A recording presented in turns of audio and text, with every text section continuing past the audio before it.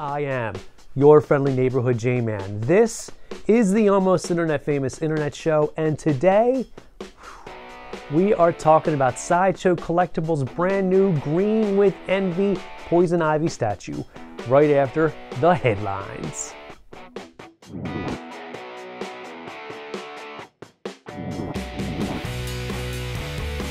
And now, the aggregator of awesome, the curator of cool, my dad, your friendly neighborhood Jaman. This past week, comic book fans got a bit more information about the goings down of DC's event Spectaculous Convergence. Courtesy of Newsarama's interview with Dan Didio, according to Dan, Convergence is a celebration of all the generations of DC characters. If you get the feeling that by celebration he means get ready to say goodbye to some of your favorite DC characters, you may be right in that feeling, because Dan is quoted as saying, "It's a little bit of all of that. When we launched the new 52, it was a rather harsh ending to the current universe. We did the Flashpoint story, which led us into the new 52, but you never got that sense of closure like you did with other events." You don't say. Wally West, anyone? How's about Donna Troy or poor Arsenal? But hang on just a second, because maybe not. Per Dan again, ultimately, we're leaving every door open everywhere. We want to see what the reaction is, where the excitement is. It sounds like DC is kind of playing both sides of the field here. Which is it, goodbye or hello? Well, that answer could lie in DC's post-convergence world. In a press release from later in the week, it turns out DC is killing off the new 52! No, relax. Killing off probably isn't the right wording. They are, however, ending the new 52 branding, publishing only 42 titles post-convergence, 25 current titles surviving the event, and 24 new ones being added. What might some of those titles be? Glad you asked. We're talking books starring Black Canary, Starfire, Cyborg, Bizarro, and Batmite. Yes, Batmite. So, what does it all mean? I have no idea. What do I think it means? I'm hoping that DC will embrace the multiverse, continuity will be thrown out the door, and good stories will be had by all, whether it's in the new 52, the old 52, or some variation of the two.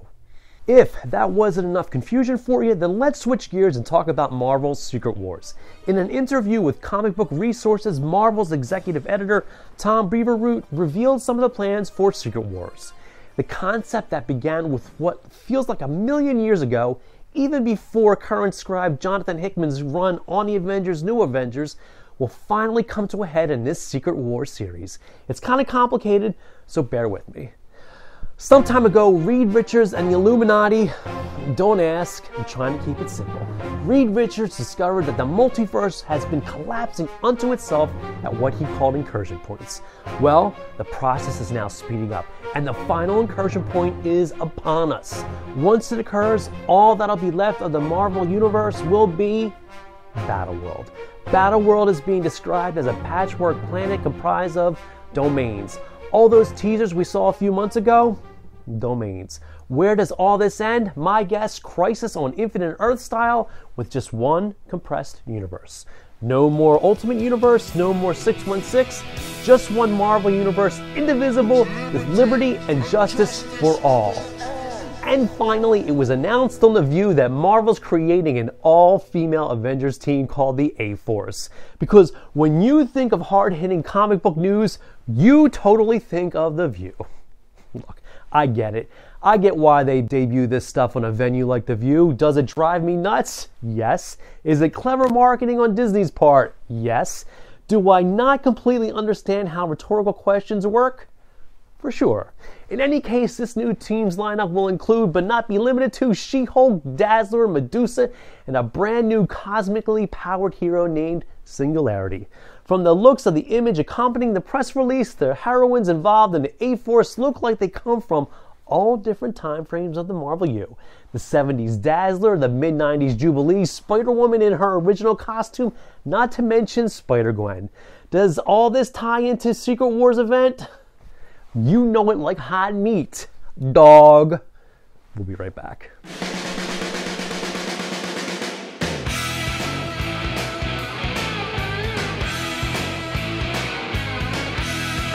The secrets of the Batcave are yours! Unlock the Batman and Robin movie awesome! Jungle Venom Poison Ivy attacks with a deadly dose of toxic terror. Now gear up Bruce Wayne as Batman with punishing ice block armor. As he joins Iceborne Robin with laser warp launcher. Then as Batman slice through the streets of Gotham City in the incredible Batmobile. Explode into action and launch a poison pummeling attack. At last, evil is weeded out. The secrets of the Batcave are yours only with Batman and Robin. Figures and vehicles each sold separately.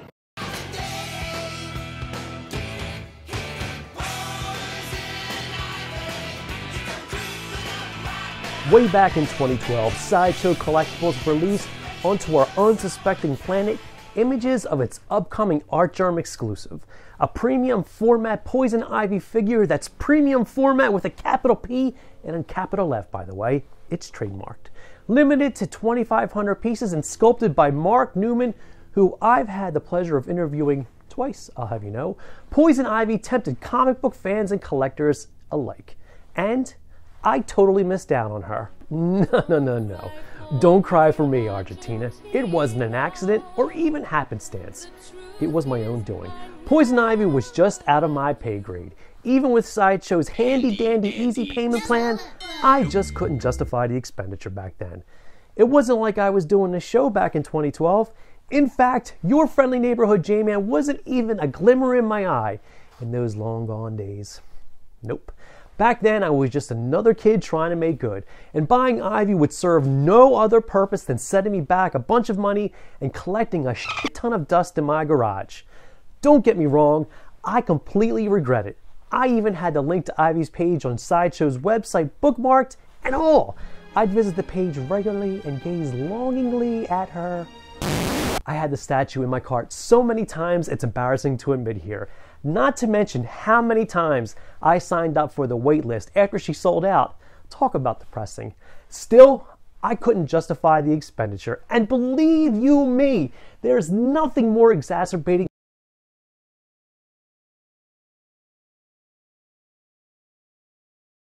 than going to con after con and seeing her huge box being sold upwards of $700. That's right, $700 American. I know what you're thinking. You're thinking, just because a dealer is pricing a statue for $700 doesn't mean she's actually selling for that much. Nope. Dealers often overvalue items on the secondary market. Look, that's all very true on your part, and one of the first things you learn as a collector. It's simple supply and demand. Or is it Keynesian economics? I don't know. Whatever. I'm not what you call a man of numbers. However, I've seen enough folks buying Ivy at cons to suspect that her price might actually be around that mark, if not higher. In any case, I missed out and I sort of made peace with not getting a statue. It is what it is. Holy shit! One day I woke up not very long ago to see that Sideshow Collectibles was releasing another version of the statue. They call this updated version the Green with Envy Edition. And this time, I followed through. There was no chance in hell I was missing out on her, especially now that I could totally justify the expenditure. I mean, for the show. I had the show to think about. I need to entertain my audience. I suffer for you. I suffer for my craft. I right quick put this new Green with Envy Poison Ivy statue on Sideshow's handy-dandy easy payment plan. I'm telling you, you gotta love this payment plan. It's pure genius on Sideshow's part. The only thing left to do was wait. And while we're waiting the 6 months for her to arrive, how about I take this time to tell you a little bit about myself. My name's Jesse. I'm Sagittarius. I'm 6 feet tall. No, I'm just fucking around. What I am, though, is not that much into statues. And I certainly have never bought one of Sideshow's fancy-dancy premium format figures. Remember, capital P, capital F. So, I was pretty damn excited to see what the big deal is with those statues. Oh, that must be her. That was a quick 6 months. Hang on a sec. I'll be right back. Boom. Now, before we start, sidebar. Reviewing a statue is a little bit harder than reviewing, say, an action figure. There's sort of less to talk about. There's no articulation to ramble on about or how posable it may be, and you can only talk about paint apps so much. It's pretty much take her out of the box and here you go. And that's probably what we're going to end up doing here. So, all that being said, the Green with Envy Poison Ivy statue is 21 inches of pure sexiness. She comes packed in this gigantic decorative box, broken down into 5 pieces. Putting her together was a little tricky. I don't mind admitting I was more than a bit nervous about putting her together. But once she is, you find she's very faithful to Artgerm's original artwork. From the expression on her face to the pose itself, it's fairly spot on to Artgerm's design. There's a lot of nice touches too on the statue. Some subtle, some not so. Check out her boots. Boots, I said, you freaking pervs. Boots. They're sculpted to look like they're made of leaves and have heels made of vines. Or how about the individual leaves that make up her costume? And no Poison Ivy would be complete without her signature red hair. They say the devil's in the details, and Ivy's no exception. Like the small vines sculpted around her legs that seem to grow up from the rather heavy base, which is pretty impressive in itself, with rock formations, vines, and moss growing all about. The underside of the base has the name and the edition printed on it as well. So then, what are the differences between the two editions? The first, obviously, is the Green with Envy edition is painted green. Duh. She also has new flower sculpts. Same amount of flowers as the original, just new sculpts and a darker color scheme. Kind of gives the whole statue a more ominous feel that the original didn't have. The qualification of not owning the original statue aside, I feel very comfortable saying that the updated Green with Envy version is the superior of the two editions. So, is she worth it? Well, if you have the spare cash or an internet show where you have to entertain people, then yes, abso-friggin-lutely. You know what they say. You only live once. And that's all the time we have for today's show. I'd like to thank myself for putting all this shit together. Check out my website, yfnjman.com. See what I'm writing about and where. I'm also on all your favorite social media. I'm on the Twitter, I'm on the Facebook, and I'm even on the Google+. All you gotta do is search. And finally, to wrap up this plugorama, check me out every Monday on the Fanboy Factor podcast at fanboyfactor.com. Until next time, remember, you give it all away, everybody wants you.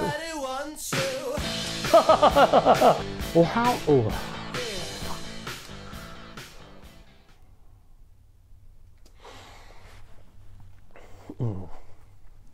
Or whore.